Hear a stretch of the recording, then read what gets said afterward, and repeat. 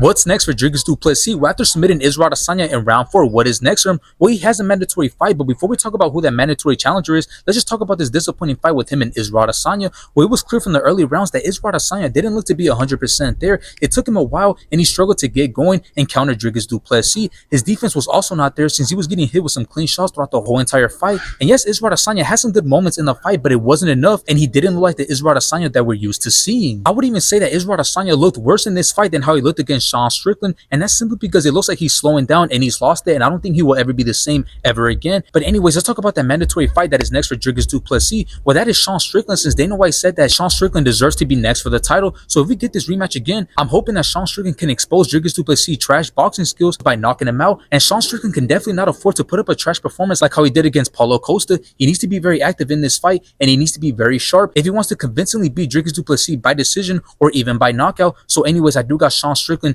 beating Dricus Du Plessis. Now, the next fight for Dricus Du Plessis is the winner between Robert Whittaker versus Khamzat Chimaev. Now, let's say Robert Whittaker beats Khamzat Chimaev and goes on to fight Dricus Du Plessis once again. Well, I got Dricus Du Plessis winning the rematch. Now, yes, both of the latest performances have been great. Both have a lot of skill and experience, but Dricus Du Plessis showed in their first fight that his striking and power is just way too much for Robert Whittaker, and his resume is also way better. The only way Robert Whittaker wins this fight is if he outlands Dricus Du Plessis and takes it by decision, which won't happen because Robert Whittaker will get destroyed on feet. Now, let's say Khamzat Chimaev beats Robert Whittaker and goes on to fight Dricus Du Plessis. Well, I got Dricus Du Plessis winning this fight. Now, yes, Khamzat Chimaev's wrestling, grappling, and ground game is way better than Dricus Du Plessis, but Dricus Du Plessis is a way better striker, has way more power and speed. He also has way more experience and has been way more active. The only way Khamzat Chimaev wins this fight is if he makes it a boring fight, keeps the fight on the ground, and takes it by decision, which won't happen because Dricus Du Plessis will catch Khamzat Chimaev and knock him out in the later rounds once Khamzat Chimaev gasses out.